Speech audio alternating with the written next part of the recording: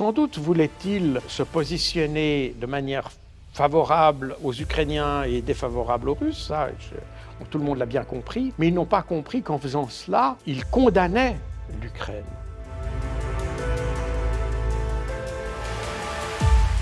Jacques Beau, bonjour. Bonjour. Vous êtes ancien membre du renseignement stratégique suisse, spécialiste des pays de l'Est et ancien chef de la doctrine des opérations de la paix des Nations Unies. Vous avez négocié avec les plus hauts responsables militaires et du renseignement de l'État russe juste après la chute de l'URSS. Vous avez aussi travaillé au sein de l'OTAN pour des programmes en Ukraine et notamment lors de la révolution de Maïdan en 2014. Vous publiez le 17 janvier prochain un 4e livre sur la guerre en Ukraine intitulé « L'art de la guerre russe, comment l'Occident a conduit l'Ukraine à l'échec », toujours aux éditions Max Mello. Vous portez une lourde accusation contre la classe médiatique occidentale. Vous dites « Nos médias et nos experts ont littéralement poussé l'Ukraine dans un conflit en lui interdisant toute option de négociation, mais ils ont convaincu que la Russie était un adversaire qu'elle était capable de vaincre. Ne serait-ce pas surestimer l'importance des médias dans ce conflit ?» Eh bien, en fait,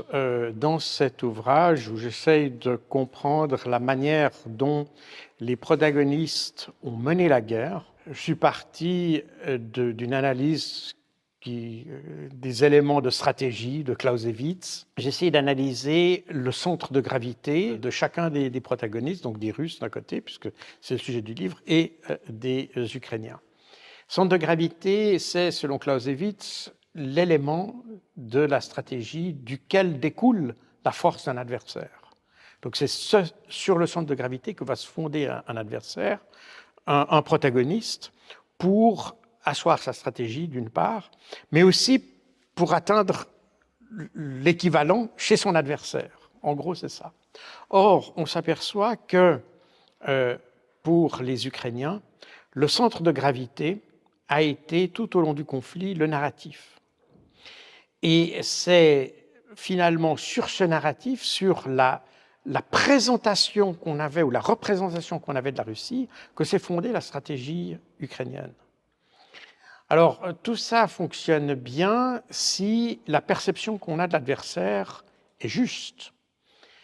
Mais si la perception de l'adversaire est, si on sous-estime la capacité de l'adversaire, alors on se prépare à la fausse guerre. Et c'est exactement ce qui s'est passé. On a l'idée de ce conflit vu des Occidentaux et des Américains. De nouveau, je n'invente rien puisque je m'appuie, comme vous le savez, sur des documents officiels. La stratégie américaine était d'affaiblir la Russie. L'affaiblir pour qu'elle ne soit pas un soutien pour l'adversaire principal des États-Unis, qui est la Chine. Et de nouveau, tout ça est documenté, ça n'est pas ma théorie, c'est vraiment la théorie américaine. Pour l'affaiblir, eh bien, on est parti de l'idée qu'elle était déjà faible. Et on est parti de l'image qu'on avait de la Russie d'avant 2014, en quelque sorte. Et on a poussé l'Ukraine à s'engager dans un conflit. Et quand je dis on l'a poussé, c'est effectivement ce qui s'est passé, puisqu'on n'a pas utilisé les outils de droit international qui étaient disponibles, c'est-à-dire les accords de Minsk, pour résoudre le conflit du Donbass, puisque c'est ça qui est la pierre d'achoppement, et qui, certains diront que c'est un prétexte, d'autres diront que c'est un objectif, peu importe comment les termes qu'on utilise, toujours est-il que c'est bien la situation du Donbass qui a été le point de départ de l'intervention russe en Ukraine. Et ce conflit, il aurait pu être résolu par la voie diplomatique, par la voie du droit international. Or, on sait que ce sont les Occidentaux, parce qu'ils l'ont avoué eux-mêmes, qui ont empêché cette solution. Et pourquoi est-ce qu'on l'a empêché ? Parce qu'on a convaincu l'Ukraine que la Russie était si faible que ça valait même pas la peine d'entrer en matière avec les accords de Minsk, et puis qu'on arriverait à vaincre la Russie. Et tout le conflit, tout ce qu'on a vu depuis le 24 février 2022 s'articule autour finalement d'une idée, c'est que la Russie est faible et qu'elle sera définitivement vaincue, qu'on aura un changement de régime à terme et un renversement de Vladimir Poutine, parce que apparemment c'est ce qui dérange les pays occidentaux plus que la Russie en tant que pays, c'est Vladimir Poutine. Donc on est un petit peu dans cette dynamique-là. Le problème est que, comme je l'ai dit, le narratif fonctionne à condition qu'il soit fondé. Or, on a créé une image de la Russie qui était finalement très sous-évaluée. Résultat des courses, l'Ukraine s'est préparée à une guerre facile alors que ça allait être une guerre difficile. Et les Ukrainiens, et notamment Volodymyr Zelensky, s'en est aperçu très vite, puisque dès le lendemain du début de l'opération russe, il a demandé des négociations. Dès le lendemain, il a contacté le ministre des Affaires étrangères suisse pour organiser une conférence de paix. Donc, il a très vite compris qu'en fait, les évaluations ou l'adversaire qu'on lui avait présenté était beaucoup plus coriace que ce qui était prévu. Et un mois plus tard, ou 3 semaines plus tard, à vrai dire, puisque l'Union européenne l'a empêché de faire ses premières négociations, 3 semaines plus tard, Zelensky revient avec une proposition qui est, elle aussi, repoussée par les Occidentaux. Alors, ce qui est intéressant là-dedans, c'est que les médias ukrainiens en ont parlé. J'en avais parlé d'ailleurs dans mon livre Opération Z, de cette première tentative de Zelensky d'avoir une solution politique au conflit et qu'elle a été rejetée par les Occidentaux. Aucun média occidental ne l'a relevé. Aucun. Ce n'est que bien plus tard, et c'est-à-dire cette année, vers la fin de cette année, en octobre-novembre, qu'on a commencé à voir apparaître dans nos médias le fait que la proposition de Zelensky d'une année et demie précédente avait été finalement rejetée par les Occidentaux. Donc on voit le rôle perfide de nos médias qui n'ont même pas pris en compte ce que disaient les médias ukrainiens pour essayer d'avoir une solution au conflit. Finalement, il a fallu pousser l'Ukraine jusqu'au bout de ses capacités et dans une situation où elle est actuellement une situation très difficile, tant au niveau de la politique intérieure qu'au niveau opérationnel, au niveau aussi de son économie, pour finalement remarquer qu'on aurait pu s'arrêter beaucoup plus tôt et avoir une situation qui aurait été beaucoup plus favorable si on avait laissé faire Zelensky. L'Ukraine serait dans une situation beaucoup plus favorable aujourd'hui et des centaines de milliers de vies auraient été épargnées. Donc il y a un rôle effectivement très pervers qui a été joué par nos médias. Ils en portent une responsabilité qui, à mon sens, relève du crime, parce que ça a été une incitation littéralement à la guerre, alors que manifestement les Ukrainiens voulaient une solution politique il y a 1 année et demie. Et donc, effectivement, nos médias portent une responsabilité considérable. Vous écrivez, les médias qui ont systématiquement minimisé les capacités de la Russie sont des médias très importants. Ne craignez-vous pas de vous attaquer à eux? Alors, je pense que ces médias portent une responsabilité morale et probablement d'ailleurs factuelle aussi importante sur ce conflit.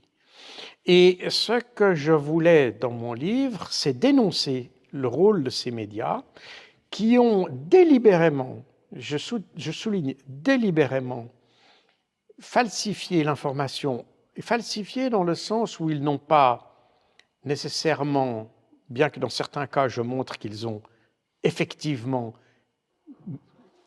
faussé l'information originelle pour la transmettre, mais surtout, ils ont falsifié l'image qu'on avait du conflit par un traitement totalement unilatéral, totalement partial et même partiel des événements et des faits, de façon à façonner une opinion. Ils ont fait un travail de propagande, de désinformation dans une très large mesure, de conspirationnisme dans une très large mesure aussi. Pour moi, dans la mesure où la conséquence de cette représentation fallacieuse des événements a conduit à la perte de vie humaine, je pense qu'il porte une responsabilité.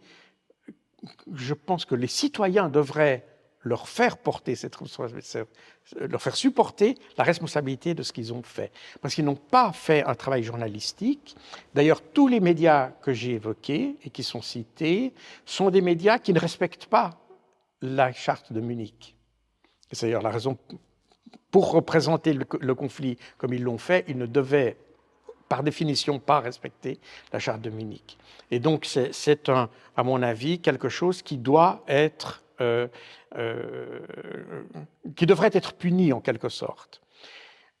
On a beaucoup critiqué ce que j'ai écrit, mais en réalité, les faits montrent que ce que j'avais écrit déjà au début de ce conflit reste valable et sont justes, ont été même confirmés par les Ukrainiens eux-mêmes, ont été confirmés par les Américains eux-mêmes, ont été confirmés même par des déclarations de certains politiciens européens. Donc, on a essayé de diaboliser tous les narratifs qui ne correspondaient pas à ce que ces médias transmettaient. Et donc, on a vraiment fait un travail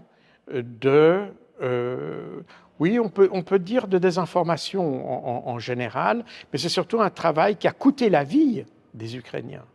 C'est ça, le drame, c'est ça. Sans doute voulait-il se positionner de manière favorable aux Ukrainiens et défavorable aux Russes, ça, tout le monde l'a bien compris, mais ils n'ont pas compris qu'en faisant cela, ils condamnaient l'Ukraine. Alors, ces médias ont nommément utilisé, donc invité des experts militaires. Que leur reprochez-vous à ces militaires? Alors, j'attends d'un militaire, parce que c'est comme ça qu'un militaire normalement est formé, c'est quand il fait la guerre, il se base sur les faits. Il n'imagine pas le champ de bataille, il se base sur des faits. Et c'est pour ça qu'il a une série d'instruments qu'on appelle le renseignement, la reconnaissance, etc., de façon à avoir une idée précise du champ de bataille. Et à partir du moment où le militaire commence à créer sa propre réalité pour expliquer la guerre, alors il ne fait pas un travail de militaire.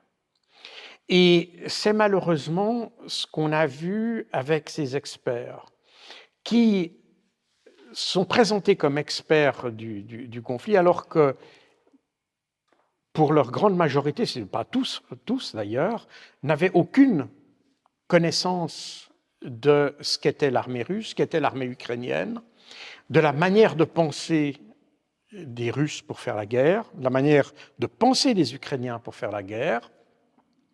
Et d'ailleurs, c'est assez symptomatique de voir, j'ai en tête maintenant une réponse de M. Michel Goya devant une commission sénatoriale où on lui avait demandé de présenter une analyse du conflit, où il s'étonnait du fait que les Russes n'utilisent pas les méthodes françaises pour faire la guerre. Donc, on s'aperçoit du décalage complet qu'il y a entre un expert qui pense qu'on doit faire la guerre comme le font les Français, alors qu'en réalité, ce sont des Russes.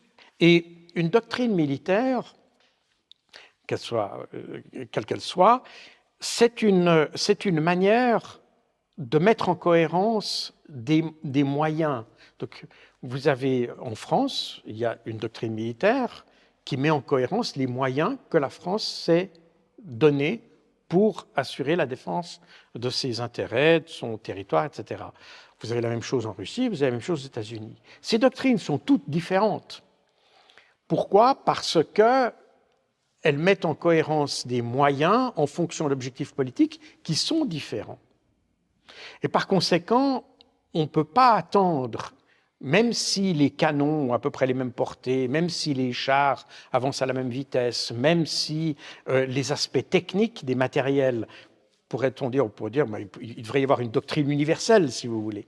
Mais ça n'est pas possible dans la mesure où la doctrine met en cohérence des éléments qui sont très différents, qui sont quelquefois de nature politique, qui sont de nature technique, qui sont de nature institutionnelle, qui sont de nature quelquefois sociologique, et par conséquent, chaque armée a sa propre réalité. Et vouloir essayer de comprendre l'armée russe en fonction de la doctrine suisse de la guerre ou du combat, ou la doctrine française ou de la doctrine américaine, c'est automatiquement se placer dans une situation fausse. Et c'est effectivement ce qui s'est passé. On a très bien vu que les explications données par les uns et les autres, et je l'explique d'ailleurs dans mon livre, les explications données par les uns et les autres sur tel aspect d'une bataille ou sur telle faiblesse d'un équipement, par exemple, eh bien, sont basées uniquement sur l'expérience personnelle de ce militaire en France. Mais quand vous vous battez avec un adversaire, votre première réflexion, c'est naturellement de vous connaître vous-même, mais c'est aussi de comprendre comment fonctionne l'adversaire. Quels sont ses éléments à la fois doctrinaux, mais quelles sont ses capacités réelles, sa formation, de voir comment il réfléchit, comment il va réagir à ce que vous faites, etc. Or, aucun de ces experts ne l'a fait. Et pour moi, ce ne sont pas des experts. Et dans cet ouvrage, j'ai voulu démonter l'imposture, si vous voulez, d'experts qui en réalité ne le sont pas, qui ont simplement raconté ce que l'on voulait entendre, parce que le but de l'opération, c'est de montrer ou de susciter l'idée que la Russie était faible. Et on s'aperçoit près de 2 ans après le début de l'opération russe, eh bien qu'on est à l'opposé, exactement à l'opposé de ce qu'ils nous ont dit. Et que la Russie s'est renforcée, elle est encore plus forte aujourd'hui, et ce n'est pas moi qui le dis, sont des généraux de l'OTAN qui l'ont même déclaré. La Russie est plus forte aujourd'hui qu'elle ne l'était en février 2022, et la raison pour laquelle elle est plus forte, c'est tout simplement qu'on n'a pas su comprendre la manière dont elle faisait la guerre, et que par conséquent, on a poussé la Russie à se renforcer plus que ce qu'on aurait voulu. Vous écrivez « On ne gagne pas une guerre avec des préjugés, on la perd ». Qu'est-ce que ça signifie ? Ça signifie que tout conflit doit être basé sur des faits. Ce n'est pas en imaginant comme est votre adversaire que vous résolvez votre problème. C'est pour ça qu'on dit en général que le renseignement doit être froid. Le renseignement n'est pas là pour faire plaisir aux gens. Et c'est ma manière, c'est ma culture professionnelle, si j'ose dire. Vous devez travailler avec la réalité, toute déplaisante qu'elle puisse être. Vous devez représenter l'adversaire tel qu'il est, pas tel que vous voudriez qu'il soit. Et c'est d'ailleurs l'erreur qu'on voit partout. C'est la même chose qu'on voit en Palestine avec le Hamas. On s'est créé une image et on travaille à partir de l'image qu'on a du Hamas, pas tel qu'il est. Mais c'est la même chose qu'on a à propos de l'armée israélienne d'ailleurs. On voit l'armée israélienne par rapport à l'image qu'on en a, qui est souvent issue d'ailleurs de périodes assez héroïques de l'aventure israélienne, si on peut dire ça comme ça, en 1967, 1973, etc. Et c'est l'image qu'on en a, mais on s'aperçoit que ça n'est pas la réalité. Que de nouveau, nous jugeons les conflits sur la base de préjugés et non pas sur la base des faits. Et c'est la raison pour laquelle on tombe à côté. On ne peut pas faire l'économie d'une analyse objective d'un adversaire, d'essayer de se mettre à sa place, d'essayer de chausser ses bottes en quelque sorte pour comprendre comment il pense, comment il agit, comment il réagit, quelle est sa culture, quelle est sa manière de voir la guerre, quelle est sa manière de comprendre la guerre, quelle est sa raison d'être, etc. Si vous ne faites pas ça, vous vous plantez. Et c'est la raison pour laquelle on s'est planté en Afghanistan, on s'est planté en Irak, on s'est planté en Syrie, on s'est planté en Libye. Les Israéliens sont en train de se planter en Palestine, on s'est planté en Ukraine, on s'est planté au Sahel, partout, parce qu'on a été incapable, on vient avec cette espèce d'arrogance occidentale qui nous fait penser que la bonne manière de penser, c'est la nôtre, et que la bonne manière de faire la guerre, c'est la nôtre. Et on ne comprend pas, on n'essaye même pas de comprendre d'ailleurs comment font les autres. Résultat des courses, il faut appliquer simplement les règles de Sun Tzu qu'il a écrites il y a plus de 2500 ans. Il faut comprendre l'adversaire aussi bien qu'on se comprend soi-même. Comment comprendre ce manque de rationalité du côté occidental ? Alors, il y a plusieurs manières de le comprendre. Tout d'abord, il y a un hubris occidental qui fait qu'on part de l'idée que nous sommes les meilleurs, nous avons les bonnes valeurs, nous avons la bonne histoire avec un grand H derrière nous, nous avons les bonnes raisons, nous avons les bons régimes politiques, nous avons les bons systèmes économiques, etc., etc.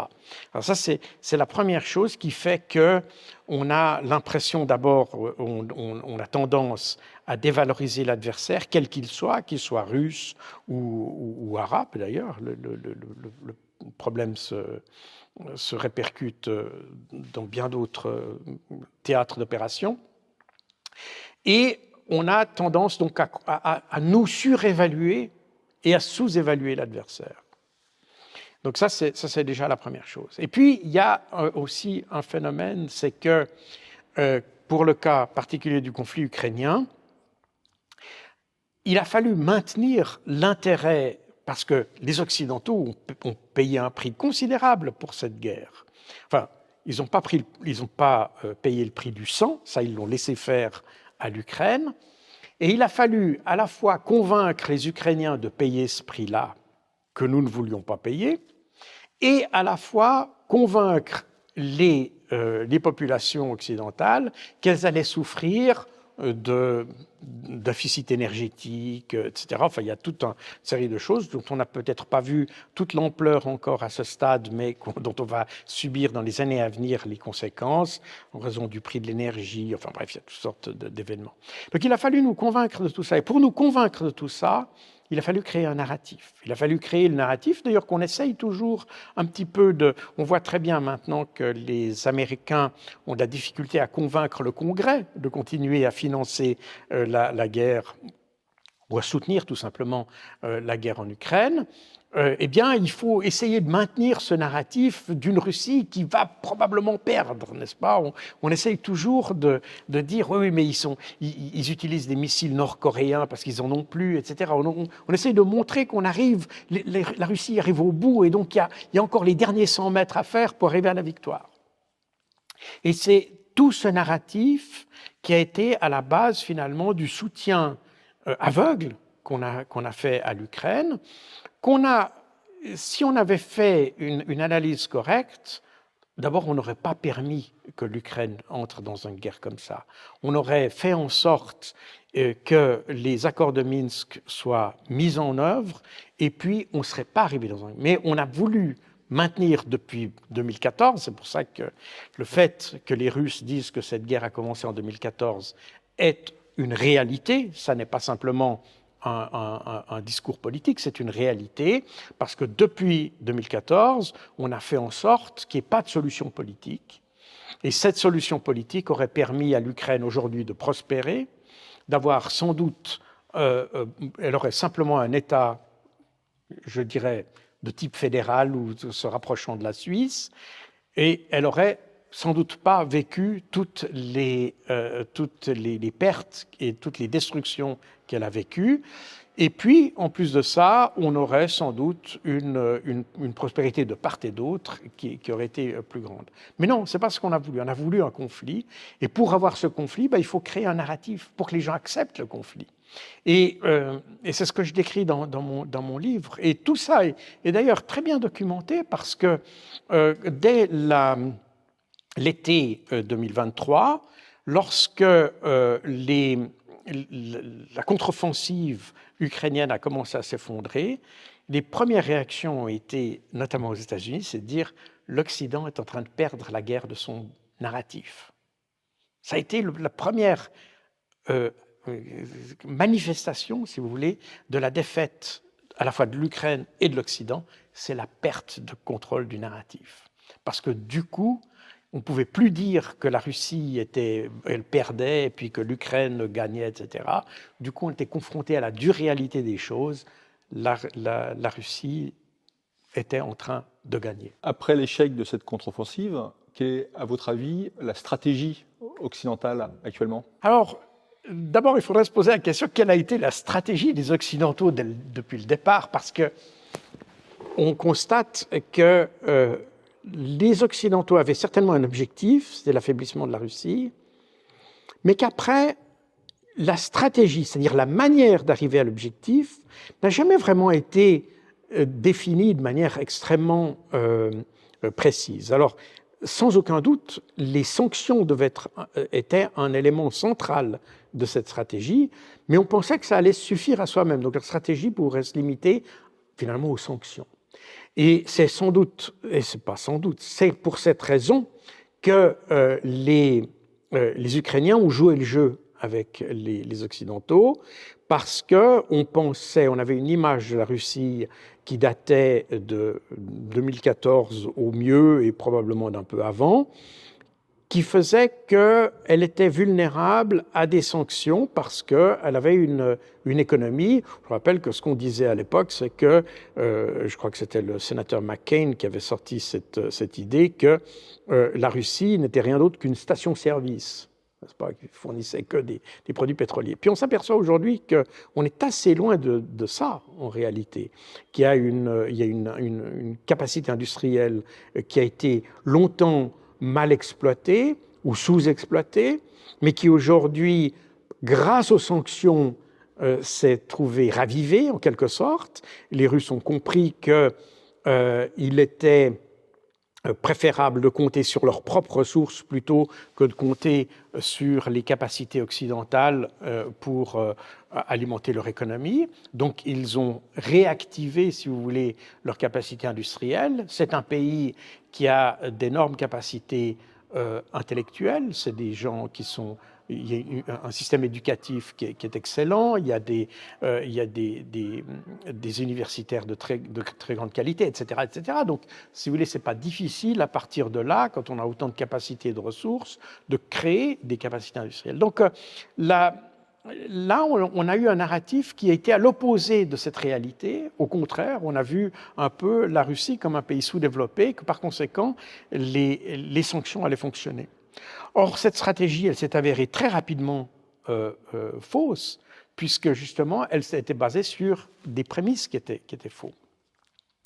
Et alors, maintenant, on s'aperçoit que la Russie ne réagit pas aux sanctions comme on l'avait prévu. Mais alors, ce qui est étonnant, c'est qu'on n'a pas vraiment changé d'idée. On continue à penser qu'on va continuer à affaiblir la Russie, qu'on va continuer à l'épuiser, qu'elle a toujours plus assez de missiles, plus assez d'obus d'artillerie, alors que d'un autre côté, on a des institutions comme l'Institut royal d'études de Londres, d'études internationales, qui a fait des études sur la production d'armement en Russie et qui s'aperçoit qu'au contraire de tout ce qu'on raconte, la Russie a une capacité de production gigantesque qui dépasse très largement toutes les capacités occidentales. Donc on continue sur une lancée qui est à peu près totalement imaginaire parce qu'elle s'oppose même aux analyses qui ont été faites par des institutions extrêmement conservatrices occidentale, très pro-OTAN, etc.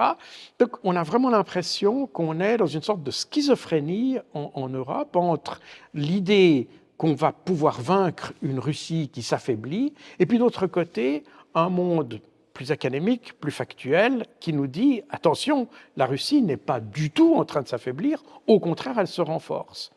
Donc on est un petit peu dans ce schéma-là, et c'est un petit peu d'ailleurs la raison pour laquelle j'ai voulu écrire ce livre, c'est parce que c'est pour montrer finalement l'écart qu'il y a entre la réalité des faits et la perception des faits. Et c'est cet écart-là que l'Ukraine paye aujourd'hui, mais paye durement par des vies humaines, parce qu'au lieu d'inciter l'Ukraine à arrêter la guerre et puis dire on a fait déjà assez de dégâts comme ça, maintenant on s'arrête là, vous négociez avec les Russes, eh bien pas du tout, au contraire on l'incite à ne pas le faire, parce qu'aujourd'hui on est dans une autre dynamique qui est celle de ne pas perdre la face, parce qu'aujourd'hui arrêter et vouloir négocier avec la Russie, ça voudrait dire qu'on s'est trompé pratiquement sur toute la ligne depuis plus d'une année. Doit-on s'inquiéter de la faiblesse tactique et stratégique des politiques et des armées occidentales ? Alors, oui et non. Je pense qu'on doit surtout s'inquiéter de nos gouvernances. Parce qu'en réalité, le problème des armées occidentales, on sait que les armées occidentales, elles se sont réduites depuis la fin de la guerre froide. Et tous les pays occidentaux ont réduit, enfin pas les Américains, mais je veux dire les pays européens, ont réduit leur capacité, ont réduit aussi leur capacité de production, Donc l'industrie de l'armement a aussi fortement diminué. Alors on peut voir ça comme une faiblesse, mais en réalité, si on y réfléchit bien, on constate que cette réduction des forces, elle partait d'une logique qui était celle d'une sorte de détente qu'on avait avec la Russie. C'est-à-dire qu'à partir du moment où on ne se sent plus en guerre et où on n'a plus de perspective de guerre avec un adversaire, donc pourquoi entretenir des équipements ou des appareils militaires extrêmement développés? Et c'est finalement la réduction de nos armées n'est pas un affaiblissement, mais c'est l'ajustement à une réalité géostratégique qui mettait en avant la coopération et non pas la confrontation. Et personnellement, je suis quelqu'un qui suis favorable à la sécurité par la coopération, parce que je pense que le meilleur moyen de se protéger d'une guerre, c'est d'être en bon terme avec ses voisins. Ça paraît stupide, mais c'est exactement la réalité. Et c'est ce qu'on a essayé d'appliquer. En fait, aujourd'hui, on a fait de la Russie un adversaire, mais de manière totalement artificielle, puisqu'on avait tous les instruments nécessaires pour résoudre politiquement les différends qu'il y avait entre la Russie et l'Ukraine, ou la Russie et l'OTAN, etc., etc. Donc, tous les instruments, ils sont là. Ils étaient là. On n'a pas voulu les appliquer. Donc, nous nous sommes nous-mêmes mis dans une situation défavorable. Donc ça, c'est le premier élément. Donc les appareils militaires occidentaux, ils sont faibles, mais pour une raison qui est tout à fait légitime et parfaitement valable, dans la mesure où on a une politique qui s'assortit. Il ne faut pas oublier qu'une politique de défense, ce n'est pas simplement des armées, mais c'est avant tout l'association, la combinaison d'une politique étrangère et d'une politique militaire, si on peut dire. Et c'est l'ensemble qui doit être en cohérence. Et la raison pour laquelle je disais que le problème, c'est la gouvernance, c'est qu'on a une gouvernance qui a rompu cette cohérence. Pour différentes raisons qui me semblent très émotionnelles d'ailleurs, plus émotionnelles que rationnelles, et c'est ça qui suscite mon interrogation, c'est qu'on a dans tous les pays, alors très nettement en France avec le gouvernement, pas seulement le gouvernement Macron d'ailleurs, on avait ça avec les gouvernements Sarkozy, Hollande et puis ensuite Macron, on a depuis l'époque Sarkozy une gouvernance qui n'est plus basée sur les faits, mais qui est uniquement basée sur les émotions. Et elle a pour conséquence qu'on a un décalage entre l'appareil militaire qui, lui, prend du temps à se développer. On ne change pas, on n'augmente pas des capacités de production militaire comme ça sur un claquement de doigts. D'ailleurs, on le voit maintenant à propos de l'Ukraine, puisque les Occidentaux n'arrivent pas à augmenter leurs capacités industrielles pour pouvoir soutenir les efforts de guerre de l'Ukraine. Donc on voit bien que c'est comme un porte-avions, il n'arrive pas à faire des virages à angle droit, il faut que il y a une inertie. Donc il y a un décalage entre l'appareil militaire qui se développe lentement et puis des politiques qui sont prises au jour le jour. Et on voit que typiquement en France, puisque maintenant on parle français, mais on pourrait le donner avec d'autres exemples. On l'a vu également avec les États-Unis, on voit beaucoup avec la Grande-Bretagne, par exemple, et l'Allemagne aussi, d'ailleurs, sont des pays où on a une gouvernance qui a finalement zigzagué, qui est partie d'un côté à l'autre, etc., très rapidement, et qui donc a perdu la cohérence qu'elle aurait pu avoir avec une politique de défense. Et on a à mon avis, c'est une nouvelle génération de dirigeants depuis une vingtaine d'années en Europe qui réagissent un peu comme des enfants dans la cour d'école. Il n'y a pas de recul par rapport aux événements, on réagit immédiatement, on tweet, c'est en fait la génération des tweeters, mais qui semble travailler sans consultation avec des organes, comme par exemple les services de renseignement, dont la fonction première, alors je sais bien qu'en France il y a une image, une perception un peu différente du renseignement, mais disons que la fonction première du renseignement, c'est d'apporter une rationalité dans la décision politique. C'est ça la fonction première est essentiel du renseignement. Tout le reste, opérations spéciales, tout ça, ce sont des accessoires en réalité. On aime bien en faire des éléments principaux parce que c'est plus valorisant, plus médiatique, etc. Enfin, médiatique dans une certaine mesure parce que beaucoup est secret, mais on essaye d'en faire quelque chose de plus romanesque, disons. Mais la fonction première du renseignement, c'est d'apporter de la rationalité dans la décision. Or, on voit que c'est exactement ce qui manque dans la décision. Elle manque de rationalité. Et on l'observe, et on revient à la discussion des médias, parce que la discussion manquant de rationalité, on est obligé d'amputer le narratif. Et on voit que dans des conflits comme celui de l'Ukraine, comme on le voit d'ailleurs sur le conflit de Gaza, pour donner un semblant de rationalité aux décisions, on ampute le narratif, enfin, c'est-à-dire on a un narratif et on interdit toute discussion qui pourrait contredire ce narratif. Ce qui fait que dans les médias, vous avez des médias qui sont alignés, couverts, en colonne par 4, pour donner un seul message, et tout ce qui dépasse est systématiquement coupé.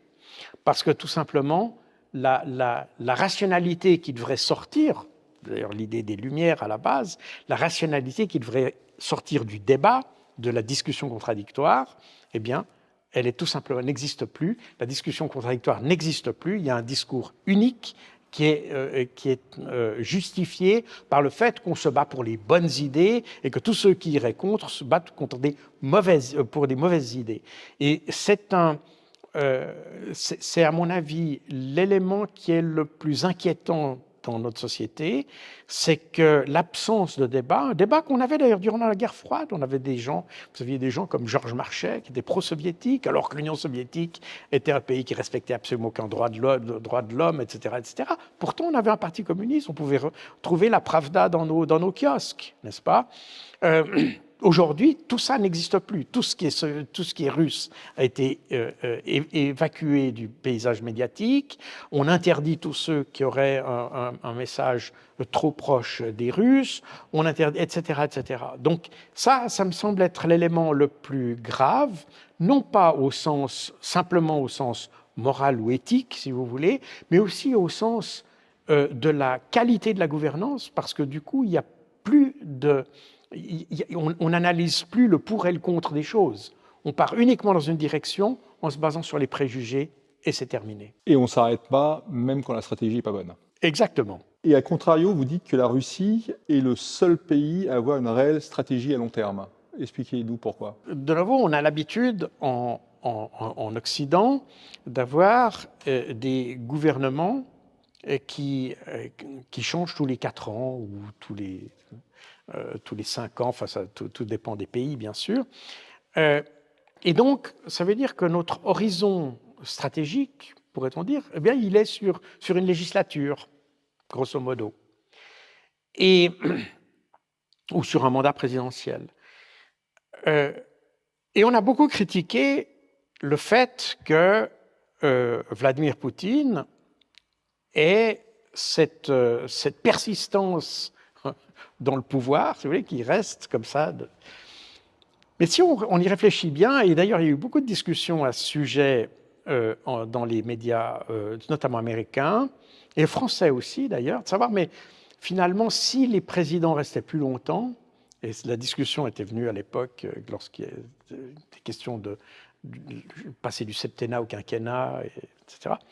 Mais le fait de pouvoir rester plus longtemps permet d'allonger l'horizon stratégique dans lequel on se situe, et puis de commencer à avoir des réflexions à plus long terme. Quand vous êtes dans des mandats de 4 ans, eh bien vous êtes très rapide. Les 2 premières années, vous essayez de faire ce que vous aviez promis de faire, puis les 2 années suivantes, vous commencez déjà à être en campagne présidentielle pour la suite. Donc, si vous voulez, vous n'avez pas l'espace nécessaire pour avoir des stratégies de long terme, d'autant plus que s'il y a une alternance politique, eh bien, vous avez un successeur qui ne continuera pas nécessairement votre politique. Hein. On l'a vu aux États-Unis, on passe de Obama à Trump, Trump à Biden, etc.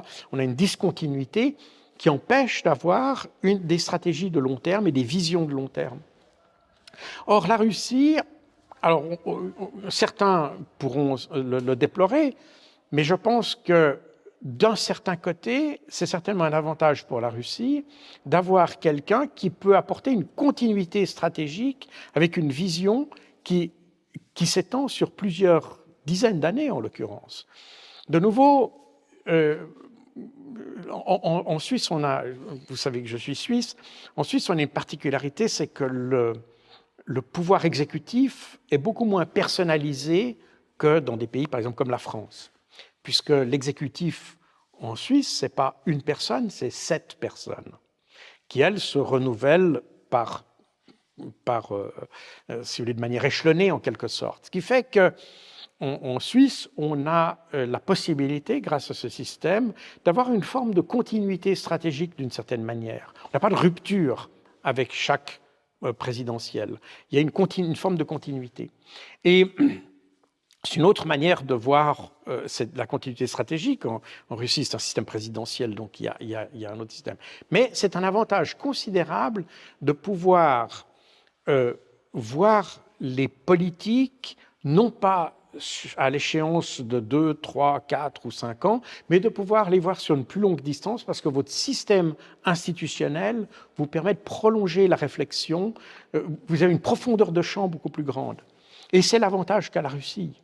Et c'est l'avantage qu'a la Russie depuis des années. D'ailleurs, on voit que les efforts qui ont été mis en place par Vladimir Poutine pour rétablir une capacité industrielle en Russie, eh bien, ça s'est étalé sur plusieurs années. On voit bien que ça, de nouveau, on est dans des systèmes qui ne changent pas sur des claquements de doigts. On est sur des systèmes qui évoluent de manière continue.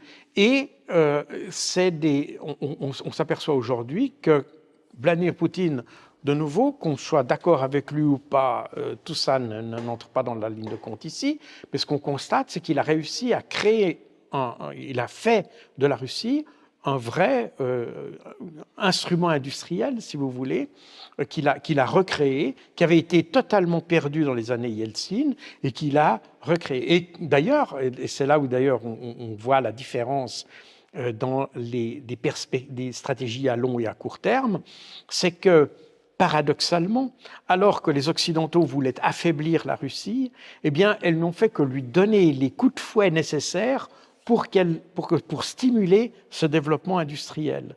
Et s'il n'y avait pas eu les sanctions en 2014 et puis ensuite en 2022-2023, sans doute que la Russie ne serait pas aussi loin parce qu'elle n'aurait pas reçu le choc, l'électrochoc nécessaire pour faire les changements que Vladimir Poutine. Donc, d'une certaine manière, on pourrait dire que à la fois nos médias et nos politiques ont donné l'impulsion nécessaire à Vladimir Poutine pour faire accepter les changements qu'il voulait faire. Clausewitz disait « La guerre est la continuation de la politique par d'autres moyens ». Comment la Russie applique-t-elle ce principe ? Eh bien, elle l'applique finalement en permanence. D'ailleurs, on l'a très bien vu puisque l'intervention russe en février 2022 en Ukraine était finalement la conséquence de la non-application d'un accord politique.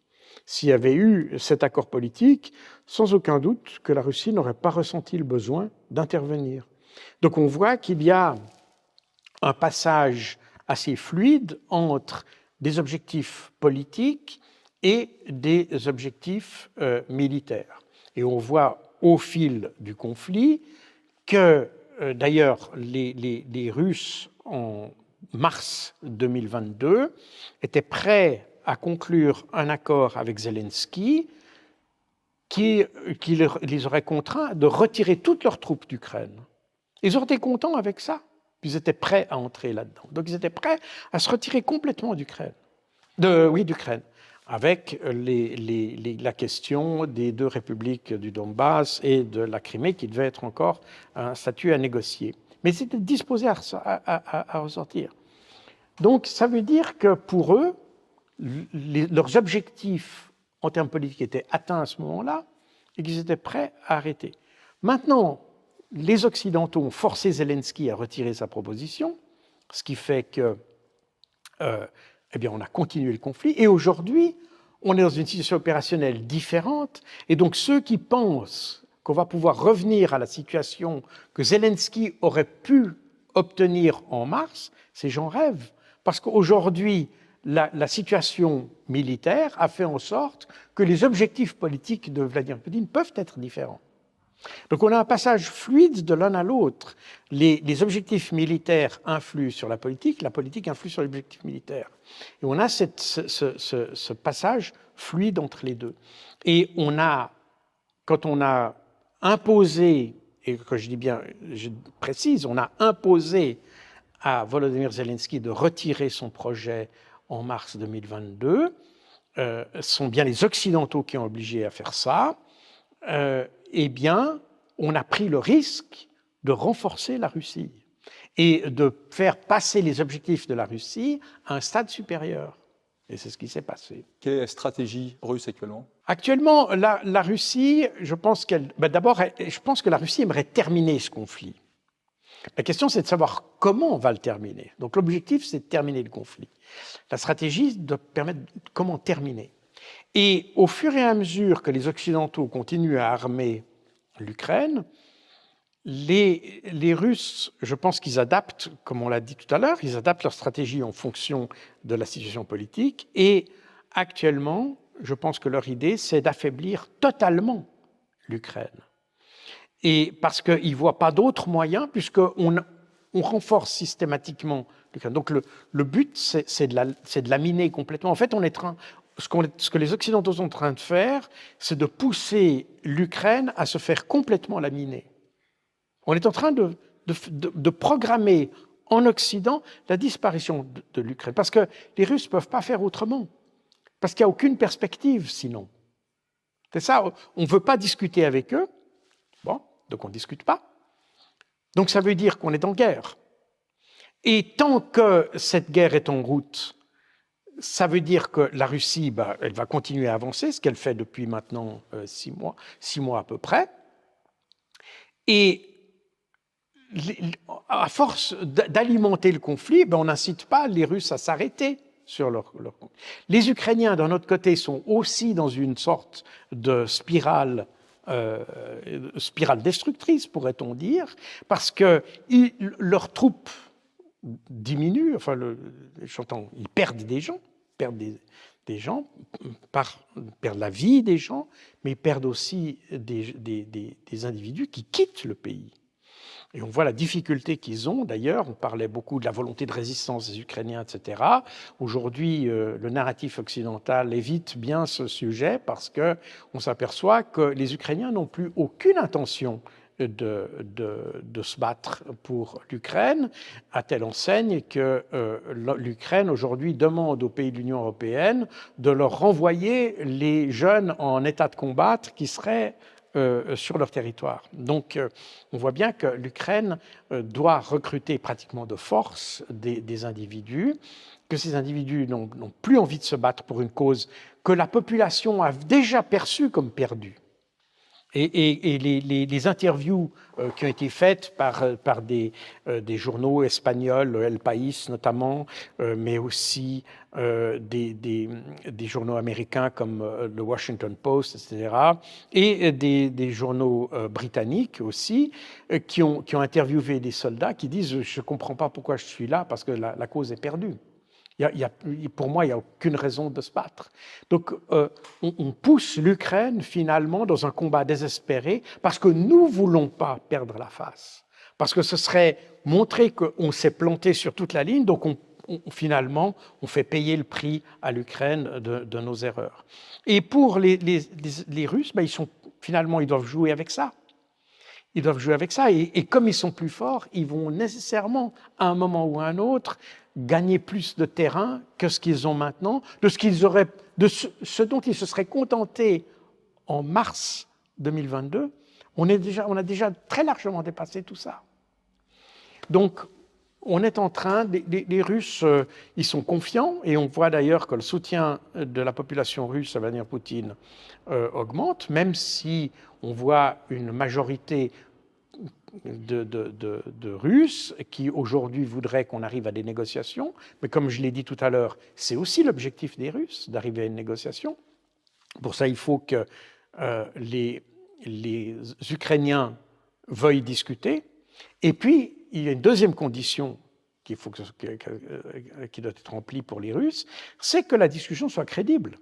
Je veux dire par là qu'on parle avec ceux qui veulent vraiment faire la paix. On ne veut pas une paix comme ce que prévoyaient les accords de Minsk, où finalement les Ukrainiens et d'ailleurs les Occidentaux qui étaient les garants ont signé ces accords, non pas en vue de résoudre le problème, mais en vue de se préparer à la prochaine guerre. Comme François Hollande l'a avoué, Angela Merkel et Petro Poroshenko l'a aussi avoué. Donc, ce n'est pas ce genre de paix que veulent les Russes. Les Russes veulent une paix qui soit durable, et par conséquent, les Russes disent aujourd'hui, nous, si on négocie, c'est peut-être les Ukrainiens, mais plus certainement les Américains.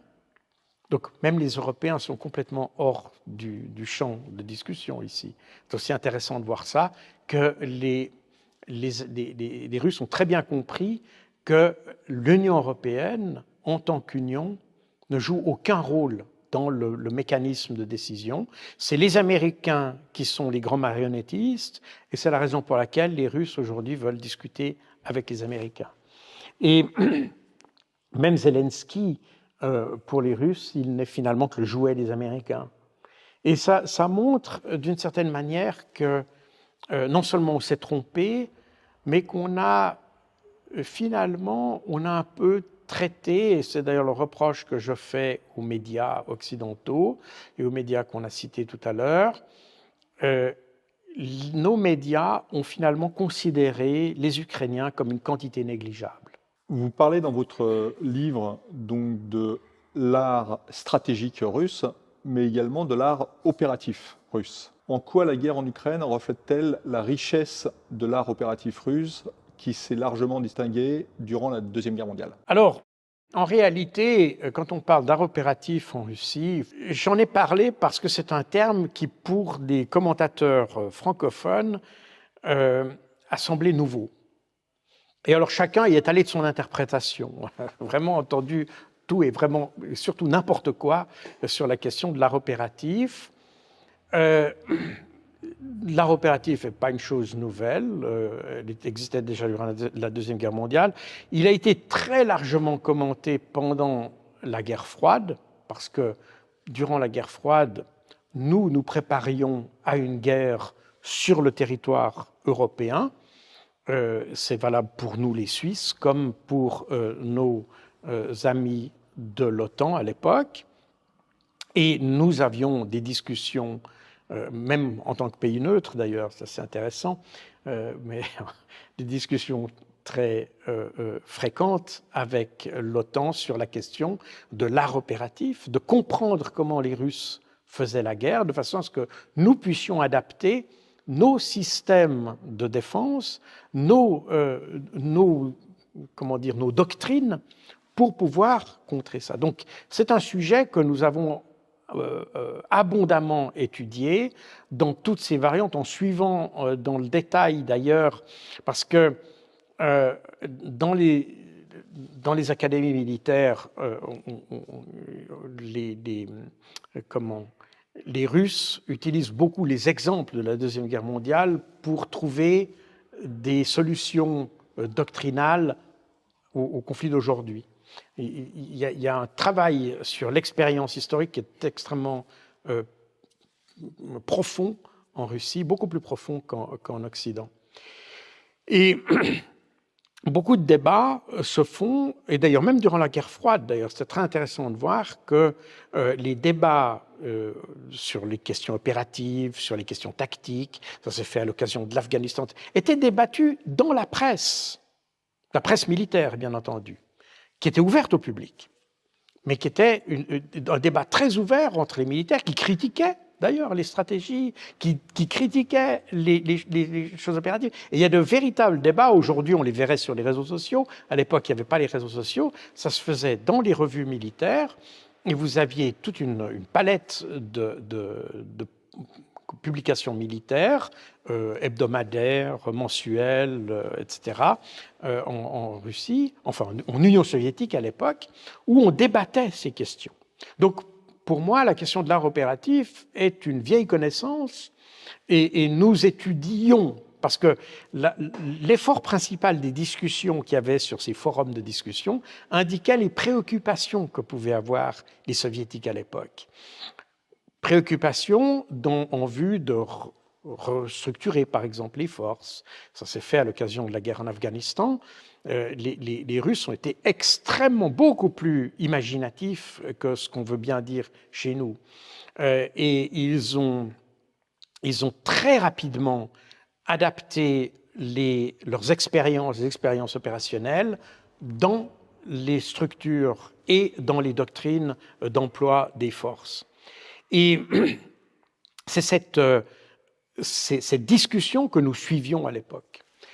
Aujourd'hui, on redécouvre ça en Occident parce que, pour la bonne et simple raison que pendant des décennies, en Occident, on a mené des guerres sans art opératif.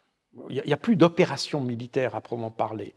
Où l'opération militaire, ça consiste simplement à déplacer une force depuis la France jusqu'à l'Irak ou des États-Unis jusqu'à l'Afghanistan, etc.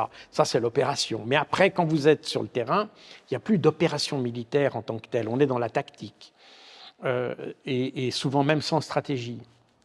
Donc on répond à des événements, on fait des coups, on fait des frappes, on fait des choses comme ça, mais il n'y a pas vraiment de concept opératif qui se dégage de tout ça. Et donc l'Occident a perdu l'habitude de réfléchir en termes d'opérations militaires. Autres que, comme j'ai dit, des opérations de type logistique et des choses comme ça, mais les opérations militaires et grandes flèches sur la carte, on a perdu cette habitude.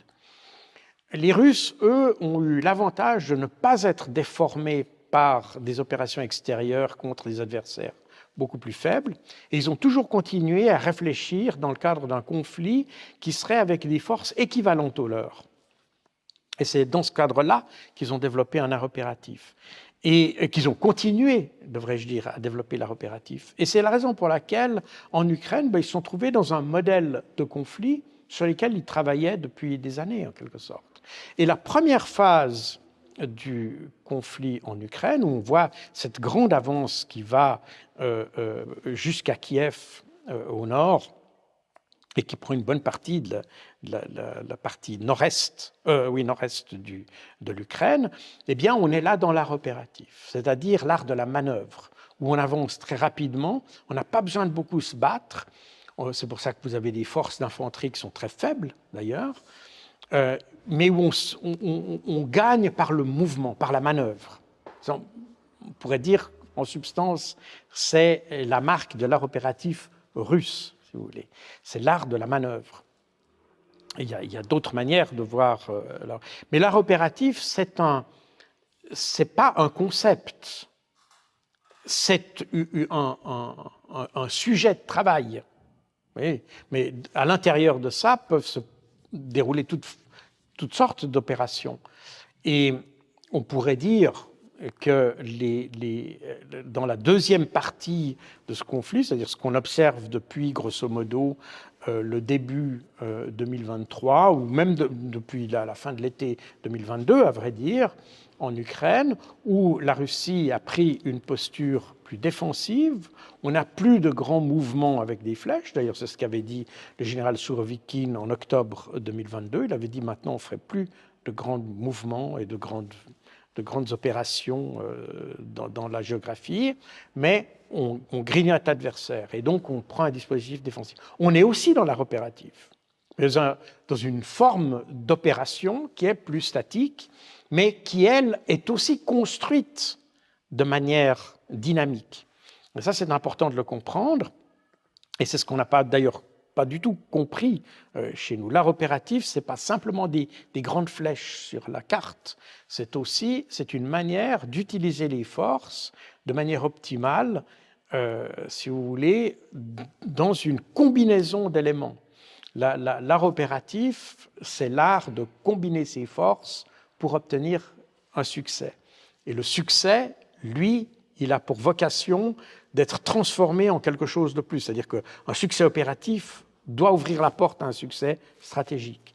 Le succès tactique doit ouvrir la porte à un succès opératif. Succès opératif, un succès stratégique. Donc on a une suite logique entre des formes de combat qui doit amener à finalement la victoire, et c'est ce qu'on observe aujourd'hui. Et ce n'est pas la question d'avoir des victoires rapides. On a parlé de blitzkrieg, parce qu'on aime bien employer les termes allemands pour définir les Russes, parce que ça permet d'associer nazis et Poutine. Enfin, on est dans des choses aussi simplistes que ça. Mais la réalité, à force d'utiliser ces mots, on a totalement faussé notre perception de ce que font les Russes. Et on s'aperçoit qu'en réalité, ils ont une approche considérablement plus pragmatique que celle des Occidentaux. Et les Occidentaux qui avaient conseillé les Ukrainiens, qui les conseillent depuis le début, à vrai dire, mais en grande partie depuis le début de cette contre-offensive, ou la planification de cette contre-offensive, qui aurait dû se dérouler déjà en juillet 2022, je le rappelle, et puis qui finalement s'est déroulée en juin 2023. Mais les conseillers occidentaux n'ont absolument pas capté tout ça. Ils sont basés sur leur perception de ce que pourraient être les Russes selon leur idée. Ils ont fait exactement le même travail que des Yakovlev, des Goya, des Servan, des Vautravers, etc. Ils ont travaillé sur l'adversaire dont ils s'imaginaient et non pas sur l'adversaire qui était. Et c'est pour ça que ça s'est planté. Et actuellement, on serait dans quelle phase de l'art opératif russe? On est toujours dans cette même phase qu'on avait. À vrai dire, on n'est pas, depuis octobre 2022, on n'a pas vraiment changé de phase d'une certaine manière. On est toujours dans cette idée que on est on appelait ça guerre d'attrition. L'idée des Russes, c'est la chose suivante, c'est qu'on épuise les capacités des Ukrainiens, et au fur et à mesure que les Occidentaux amènent des équipements, eh bien, on détruit ces équipements. Voilà, c'est aussi simple que ça. Et c'est la raison d'ailleurs des récentes frappes par missiles des Russes, c'est d'épuiser les capacités antiaériennes des Ukrainiens, en même temps que détruire les capacités industrielle, puisque vous savez que les Occidentaux se sont mis dans la tête, de manière assez, de nouveau, on n'arrive pas très bien à voir la rationalité de la chose, mais c'est ce qu'on fait, c'est-à-dire d'essayer de reconstituer une industrie de la défense ukrainienne.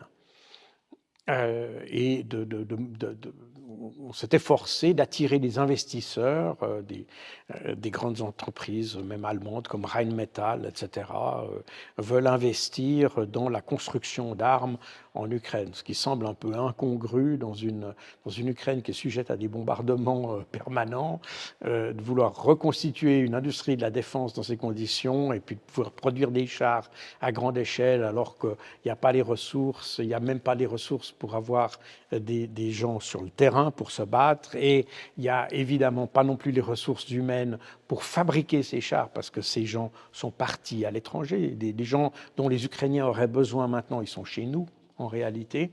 Donc on ne voit pas très bien la logique occidentale, mais enfin, oui, il y a une logique, bien entendu, c'est de dire l'Ukraine n'est pas vaincue. Voilà, c'est ça. On essaye de perpétuer un narratif, mais le fait est que malgré tous ces efforts, eh bien, les Russes, eux, continuent à systématiquement détruire et plus on ajoute du potentiel, plus les Russes le détruisent. Donc, si vous voulez, on amène l'Ukraine à un niveau qui sera inférieur à celui qu'il est aujourd'hui, ou qu'il était il y a une année, ou qu'il était il y a une année et demie, qu'il était il y a 2 ans. Vous expliquez également dans votre livre le concept russe de corrélation des forces et le concept de défense dynamique qui a été appliqué en Ukraine. Oui, et ça c'est une chose qui est assez importante qu'on comprend mal en Occident d'ailleurs, pour une raison assez simple, c'est que les Occidentaux, ces 30 dernières années notamment, ont fait des guerres hors sol, si j'ose dire. On est allé faire des guerres en Irak, au Moyen-Orient, enfin. Voilà. Et on les a faites contre des adversaires qui étaient beaucoup plus faibles que nous, j'entends numériquement et sur le plan quantitatif. Et donc, on ne s'est pas beaucoup préoccupé de la dimension holistique de cette guerre. D'ailleurs, c'est ce qui fait que la lutte, puisqu'on est allé au Moyen-Orient ou en Afghanistan sous le label de la guerre contre la terreur, on s'aperçoit qu'on a tué beaucoup de terroristes, mais qu'on n'a pas éliminé la terreur. Et c'est d'ailleurs exactement ce que font les Israéliens. Ils tuent des terroristes, mais ils n'éliminent pas le terrorisme. Et ça vient du fait que nous avons une perception de la guerre qui est strictement militaire. Elle est strictement militaire, elle n'est pas holistique. On n'arrive pas à jouer avec des éléments sociétaux, sociaux, culturels, pour arriver à l'objectif de lutter contre la terreur, par exemple. On est exclusivement sur des moyens militaires. Or, le principe russe, alors déjà soviétique, parce que ce n'est pas nouveau, de la guerre, c'est d'avoir un concept holistique de la guerre, c'est-à-dire que tous les facteurs entrent en ligne de compte. Il y a les facteurs militaires, qui sont bien entendu prépondérants, c'est la capacité des armes, c'est la qualité du commandement, etc. Mais il faut aussi, parce que les Russes ont, à la différence de la plupart des pays occidentaux, les Russes ont vécu la guerre sur leur territoire, c'est-à-dire pas seulement ils ont dû se battre et en même temps assurer l'existence de leur population. Ce qui n'a pas été vraiment le cas, par exemple, des Américains ou des choses comme ça, qui ne se battaient pas sur leur territoire, ils se battaient sur le territoire étranger, même pendant la Deuxième Guerre mondiale, territoire étranger, et puis chez eux, la vie continuait un petit peu, je ne veux pas dire comme normalement, mais presque. Les Russes ont dû utiliser, c'est toute la société qui était en guerre, d'une certaine manière. Et ça leur a donné la perception d'une guerre qui doit être envisagée sous tous ses aspects. D'une part, vous devez vous battre, vous devez accepter de mourir, mais d'autre part, vous devez continuer à vivre sur le même terrain, même territoire, si vous voulez. Et ça les a conduits à avoir une vision de la guerre qui comprend beaucoup plus d'éléments de décision ou d'appréciation que ce que nous avons en Occident. Et c'est ce qui les conduit d'ailleurs à avoir beaucoup plus de succès. Les Russes, si on analyse le conflit en Syrie, etc., alors en Syrie, nos commentateurs veulent bien y voir ce qu'ils veulent y voir, mais parce qu'ils regardent que l'aspect militaire, donc ils voient que les Russes sont venus avec des chasseurs, des bombardiers, je ne sais pas quoi. Mais il y a tout un travail qui a été fait par les Russes, en appui du gouvernement syrien, qui est un travail sociétal qui a été fait pour favoriser, si vous voulez, la déconfliction des populations. Et ça s'est fait en parallèle avec les actions militaires. Alors on a mis, nous, le coup de projecteur sur les aspects militaires, parce que c'est comme ça que nous comprenons la guerre. Mais les Russes, eux, ont travaillé sur d'autres plans aussi. Et tout ça nous a conduit à avoir une fausse appréciation de la guerre. Et comme on voit aujourd'hui, la Syrie est un pays qui reste partiellement occupé, d'ailleurs, par les Kurdes à l'est, et puis par les Américains au sud, qui ont toujours une présence. Mais dans les grandes lignes, dans les parties qui sont sous contrôle syrien, on a une situation qui est très pacifiée d'une certaine manière. Et ça, c'est en grande partie grâce au travail des Russes. Et les Russes travaillent donc la guerre sur plusieurs plans à la fois. Et on a vu, par exemple, pour revenir à l'Ukraine, que les Russes ont attaché avec beaucoup d'importance à la reconstruction des villes comme Mariupol, par exemple. Alors tout ça ne se fait pas en un jour, bien entendu, mais on voit qu'il y a eu un effort considérable pour reconstruire au fur et à mesure. Il y a les troupes qui passent, puis derrière on reconstruit. On essaye de reconstituer de nouveau. On vit, on se bat, on fait la guerre d'un côté, on essaye d'assurer la vie de l'autre. On est dans la même dynamique. Et ce qui fait que vous avez typiquement en Ukraine, vous n'avez pratiquement pas de cette fameuse résistance ukrainienne dont on parlait, qui aurait touché les arrières russes et puis qui aurait fait ce travail de résistance qu'il y avait eu pendant la Deuxième Guerre mondiale en France, par exemple, surtout à partir de 1943, parce qu'avant, ce n'était pas très efficace. Mais en gros, on n'a pas vu ça en Russie, tout ça, en Ukraine, tout simplement parce que les Russes ont travaillé sur plusieurs plans à la fois et pas seulement sur l'aspect militaire. Et c'est là où on voit cet aspect de corrélation des forces, puisque le terme de corrélation des forces signifie que vous faites converger vos différentes politiques intérieures, les politiques sociales, les aspects de la vie courante, etc. Tous ces aspects doivent converger vers un seul objectif, gagner. La Russie a atteint progressivement l'objectif de démilitariser l'Ukraine avec sa stratégie de hachoir. Mais en quoi concrètement l'Ukraine a-t-elle été dénazifiée?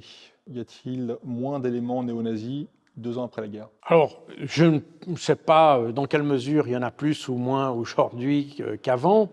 Ce que l'on peut dire, c'est que le 28 mars 2022, les Russes avaient considéré que l'objectif de dénazification était atteint.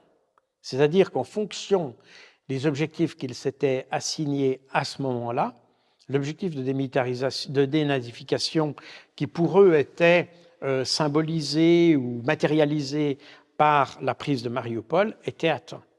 Et je vous rappelle que le 28 mars 2022, c'est le moment où Zelensky arrive avec sa proposition de solution du conflit, d'un retrait des troupes russes d'Ukraine et donc d'une neutralisation de l'Ukraine par ailleurs, qui permettait d'avoir une solution au conflit. Donc, dans ce moment-là où on est proche d'une solution politique, les Russes disent « OK, vu les circonstances, vu les objectifs, l'objectif qui se matérialisera par la signature d'un accord, on peut dire que l'objectif de dénazification a été atteint. » Comme on le sait aujourd'hui, les Américains, ou les Britanniques, je veux dire dans l'ordre, les Britanniques et les Américains ont contraint Zelensky à retirer son offre ou sa proposition, ce qui fait qu'on est revenu dans une situation de conflit où les Russes ajustent leurs objectifs. Aujourd'hui, ce qui se passe, c'est que beaucoup d'éléments ultranationalistes ont été reformés, les régiments Azov a pris une autre forme aujourd'hui, c'est notamment la 3e brigade d'assaut qui est essentiellement formée à partir d'éléments d'Azov, mais pas seulement. Donc on a reformé ces unités, et surtout, alors qu'en 2022, ces unités ultranationalistes, on peut même dire néo-nazis pour certaines, étaient en marge des forces armées, enfin, elles faisaient formellement partie des forces armées, mais ne faisaient pas partie de l'armée ukrainienne, n'est-ce pas? Elles faisaient partie de la garde nationale, qui ensemble forment les forces armées. Aujourd'hui, les unités Azov ont été intégrées à l'armée ukrainienne. Donc on a maintenant une armée qui est beaucoup plus monolithique, si vous voulez, d'une certaine manière. Ça permet aussi de faciliter la coordination des opérations, etc. Donc c'est une évolution assez logique de la part des Ukrainiens. Et donc, on peut dire que ces unités, alors de nouveau le terme dénazification, nazi est un terme on peut discuter. Comme je l'ai déjà dit, le terme de dénazification a été emprunté aux accords de Potsdam, à la déclaration de Potsdam de 1945. Les Russes l'ont repris parce qu'ils ont repris cet exemple historique. Selon Clausewitz, également, la victoire ne réside pas simplement dans la conquête du terrain, mais dans l'écrasement physique et moral des forces armées de l'ennemi. Aujourd'hui, peut-on dire que l'Ukraine est écrasée physiquement et moralement? Ce que nous dit Clausewitz, c'est que l'objectif d'une guerre, pour gagner une guerre, ce n'est pas la quantité de territoire qu'on prend, mais c'est la quantité de forces qu'on détruit. En substance, c'est ça. Or, on sait que les Russes travaillent la pensée militaire russe est fondée sur les réflexions de Clausewitz. Et effectivement, c'est notre manière de le dire, mais que le général Sourovikine avait utilisé en octobre 2022 en disant on va plus s'efforcer de faire des grandes flèches sur la carte. Le but n'est pas de prendre du territoire, le but est de détruire des forces. Et c'est effectivement ce que les Russes ont fait. Et alors, effectivement, ils ont détruit les forces ukrainiennes. Et alors, évidemment, on ne connaît pas les chiffres exacts de ces pertes, mais aujourd'hui, plus on avance, plus les chiffres tournent autour de 400 000 morts, voire plus. Alors, je ne suis pas en mesure de confirmer ces chiffres, mais on est certainement sur des chiffres qui sont un multiple de ce que nos médias ont annoncé. Et on s'en aperçoit dans la difficulté qu'ont les Ukrainiens à renouveler leur personnel sur le champ de bataille et à trouver des personnels qui ont les mêmes capacités, si vous voulez. Je veux dire par là qu'on est obligé de recruter maintenant dans des classes d'âge beaucoup plus jeunes ou beaucoup plus âgées qu'au début de l'intervention russe. Et par conséquent, ça signifie qu'on est vraiment sur un plan physique, si vous voulez, les forces ukrainiennes sont dans un épuisement assez important. Et puis, elles sont dans un épuisement moral aussi très important parce que les Ukrainiens, la population s'aperçoit que ils ont eu les yeux plus gros que le ventre, d'une certaine manière. On leur a promis qu'ils vaincraient la Russie, puis ils voient bien que ça n'est pas vrai et qu'on n'arrive pas à vaincre la Russie comme ça. Et que les sanctions sur lesquelles devait se fonder cette victoire, en affaiblissant structurellement la Russie et en l'affaiblissant politiquement également, l'isolement de la Russie sur la scène internationale, l'incapacité d'avoir accès au marché occidental devait l'affaiblir et devait conduire à un changement de régime, etc. etc. Or, on voit que, oui, ces accès ont été coupés, oui, il y a eu des restrictions, il y a eu des sanctions, mais que ces sanctions ont eu pratiquement l'effet inverse de ce qu'on attendait et que par conséquent, la victoire tant promise a très peu de chances d'arriver et que tous les efforts que l'on déploie aujourd'hui sont des efforts faits un peu en pure perte et que le seul résultat de tout ça, c'est finalement de perdre un potentiel humain qui ne se remplacera pas.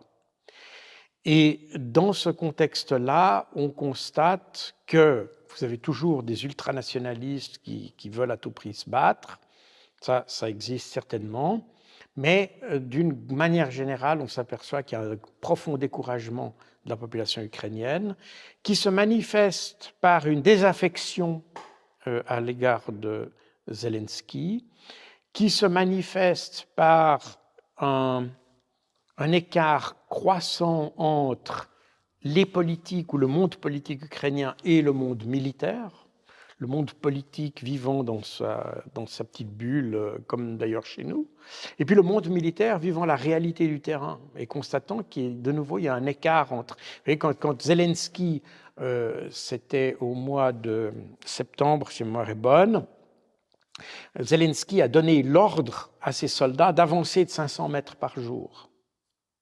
Donner l'ordre d'avancer de 500 mètres par jour. Et chaque militaire voit qu'on est dans quelque chose qui est totalement irréaliste. C'est une décision qui n'a aucun sens. Parce que s'ils avaient voulu avancer, ils l'auraient fait. Et s'ils ne peuvent pas le faire, ils n'ont pas pu avancer 500 mètres par jour, c'est qu'ils ne parviennent pas à le faire pour différentes raisons. Chacun y voit ses raisons, que ce soit le matériel, que ce soit les troupes, enfin bref, il y a différentes manières. Mais ce qui est sûr, c'est qu'ils n'y parviennent pas et que ce n'est pas une question simplement de ne pas vouloir, mais c'est qu'on ne peut pas.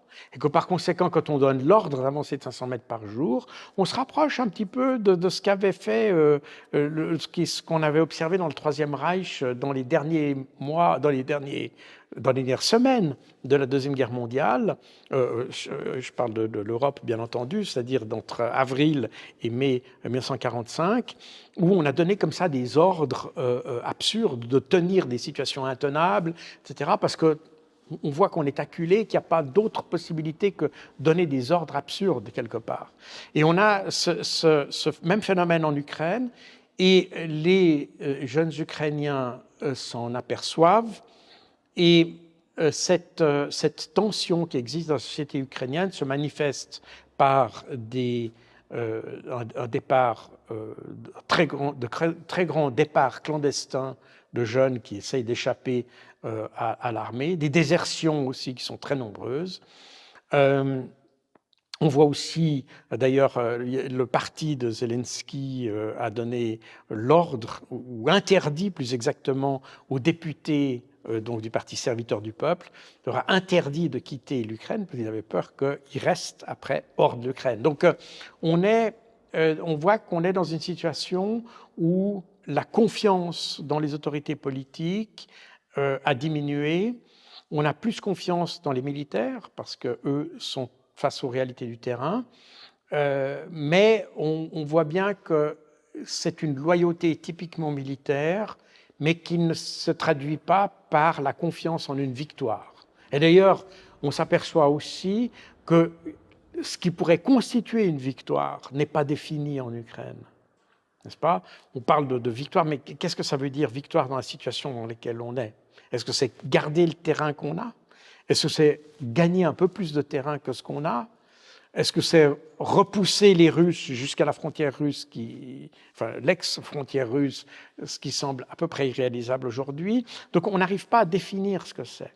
Et ça, c'est aussi une raison de découragement. Vous écrivez que la principale raison de l'échec ukrainien est que Zelensky a joué le rôle de commandant en chef et a conduit lui-même les opérations. Oui, alors c'est quelque chose que j'avais déjà évoqué dans mon livre Opération Z. On voyait une différence dans la manière de conduire les opérations en Russie et en Ukraine. En Russie, le commandement des opérations, la conduite des opérations est effectuée par les militaires.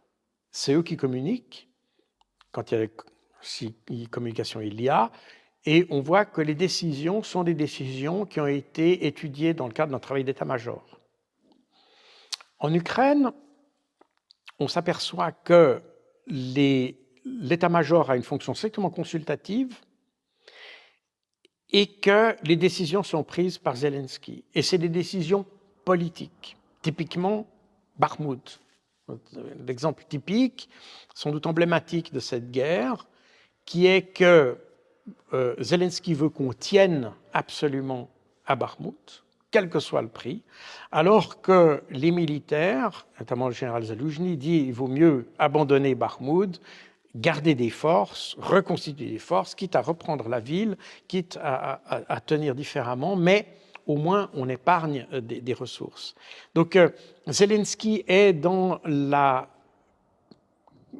perpétuation d'un narratif qui est l'Ukraine se défendra chaque mètre carré, et on est sur cette idée très géographique, très topographique de la guerre, alors que pour un militaire, comme on l'a dit, le problème, ce n'est pas le terrain, c'est les forces. Donc si vous êtes à la guerre, vous devez préserver vos forces, c'est ça qui vous permettra de récupérer du terrain. Ce n'est pas le terrain qui vous permettra de récupérer du terrain. Le terrain, c'est quelque chose que vous pouvez récupérer. Une vie, vous ne la récupérez pas.